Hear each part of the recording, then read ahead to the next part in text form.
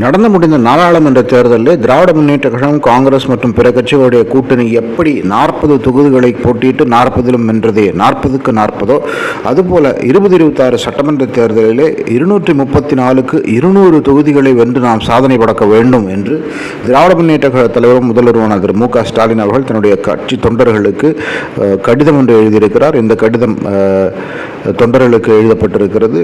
இப்போது இருக்கும் சூழ்நிலையிலே அரசு 5 ஆண்டுகளை முடித்த பிறகு எந்த விதமான எதிர்ப்பும் இல்லாமல் மீண்டும் 200 தொகுதிகளில் வெற்றி பெற முடியுமா, இல்லை ஆன்டி இன்கம்பன்சி, ஆட்சிக்கு எதிரான மக்களுடைய எண்ணங்கள் உறுதியாக இந்த ஆட்சி மீண்டும் வருவதை தடுக்குமா என்பதெல்லாம் நாம் பொறுத்திருந்து பார்க்க வேண்டும்.